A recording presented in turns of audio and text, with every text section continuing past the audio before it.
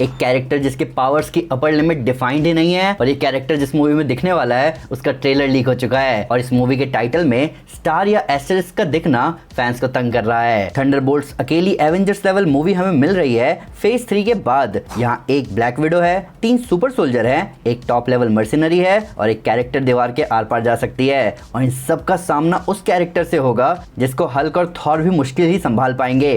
पर जहाँ इस मूवी की कहानी captain America brave new world से जुड़ी हुई है वहीं इसका ट्रेलर इतना पहले लीक होना सही नहीं है। हालांकि ट्रेलर में ऐसा कुछ है जिसके बारे में बात करना बहुत जरूरी है क्योंकि ये इतना बड़ा कैरेक्टर है जो कि एमसीयू को हमेशा हमेशा के लिए बदल सकता है। तो दोस्तों मैं हूं अमन सिन्हा और आज हम बात करने जा रहे हैं कि थंडरबोल्ट्स के साथ क्या चल रहा है। वीडियो शुरू करने से पहले लाइक करना ना भूलें, चैनल को सब्सक्राइब जरूर करें और बेल आइकन जरूर दबाएं। तो स्पॉयलर्स का ध्यान रखते हुए चलिए शुरू करते हैं। आइए पहले ट्रेलर के बारे में बात करते हैं। थंडरबोल्ट्स फेज 5 के बड़े प्रोजेक्ट्स में से एक है जिसमें ब्लैक विडो मूवी के कैरेक्टर से लेकर falcon and the winter soldier के कैरेक्टर्स तक आपस में इंटरैक्ट करेंगे और मार्वल की सुसाइड स्क्वाड में हमें David Harbour, Hannah John Kamen, Julia Louis Dreyfus, Sebastian Stan, Wyatt Russell, Olga Kurylenko और फ्लोरेंस प्यू जैसी स्टार कास्ट दिखेगी और ये मूवी आ रही है अगले साल 2 मई 2025 में। डिज्नी ने इसका लेटेस्ट ट्रेलर दिखाया पिछले महीने कॉमिक कॉन में और वो ट्रेलर ऑनलाइन लीक हो चुका है जिसकी वजह से इसके लो क्वालिटी स्क्रीनशॉट्स पूरे इंटरनेट पर जगह जगह दिखना शुरू भी हो गए हैं। आप ट्विटर चलाते हो तो बहुत चांसेस है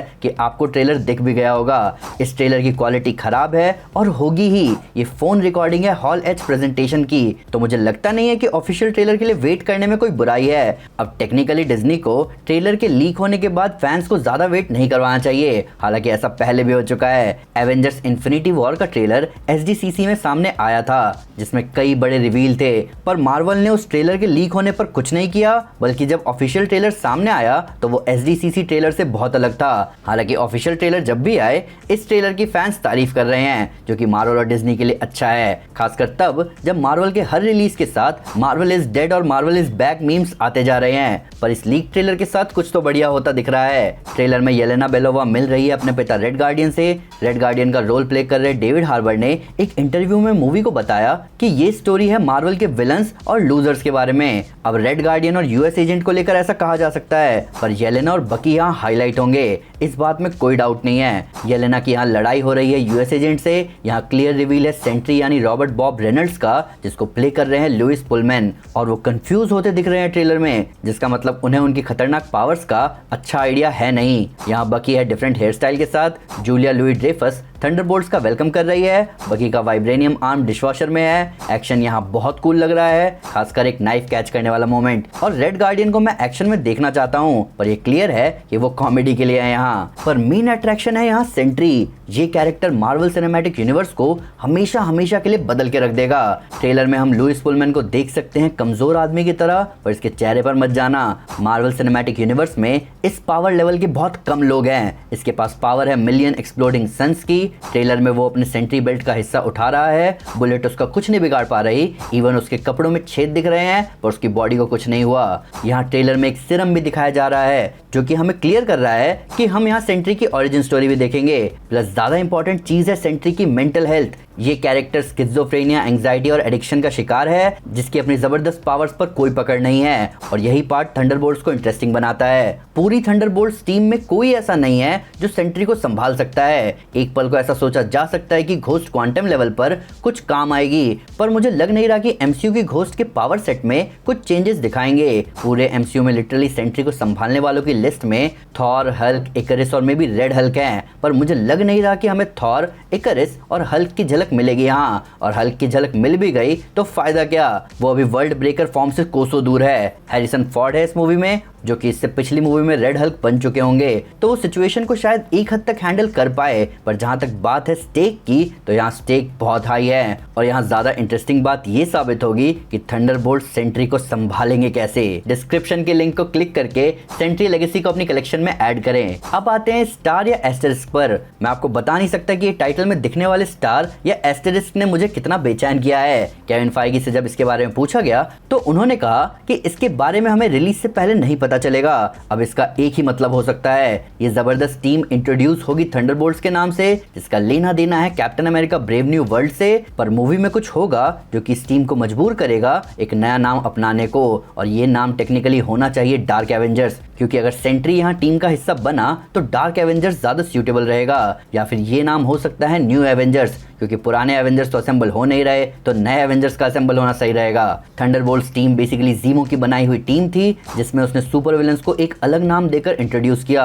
लेकिन इन सुपर विलन्स की जब लोग तारीफ करने लगे तो उन्होंने अपने अच्छे काम छोड़े नहीं। टाइम टू टाइम इस टीम में मेंबर्स चेंज होते चले गए, पर ये टीम हद से हद विलन्स से एंटी हीरोज की टीम ही रही। येलेना के टीम को लीड करना लिया गया है थंडरबोल्ट्स इशू 110 से, जहां नॉर्मन ऑसबॉर्न शील्ड का डायरेक्टर बनने के बाद थंडरबोल्ट्स की नई टीम फॉर्म करता है और उसकी लीडर बनती है एल्सा मूनस्टोन। और यहाँ भी एक ऐसा मिशन हमें दिखता है जहां ऐसे बीइंग को लेने जाना होता है जिसकी मेंटल हेल्थ ठीक नहीं है। Captain America brave new world की स्टोरी कनेक्टेड है थंडरबोल्ट से। इस लीक ट्रेलर में मेरा ध्यान एक चीज ने खींचा, येलेना का सीरम अपने पास रखना। यहाँ जो सीरम हमें दिख रहा है ये है सुपर सोल्जर सीरम का मॉडिफाइड वर्जन। जिन्हें पता नहीं है उन्हें मैं बताना चाहूंगा कि सुपर सोल्जर सीरम को वीटा रेस के साथ स्टीव रॉजर्स को दिया गया जिससे वो सुपर सोल्जर बने। ब्रूस बैनर को सुपर सोल्जर सीरम दिया गया गामा रेस के साथ जिससे वो हल्क बना। एमिल ब्लॉन्स्की को नॉर्मल सुपर सोल्जर सीरम दिया गया जिसके साथ उसमें ब्रूस बैनर का गामा इरेडिएटेड ब्लड ट्रांसफ्यूज किया गया जिससे वो बना अबॉमिनेशन। बकी सुपर सोल्जर सीरम से विंटर सोल्जर बन गया।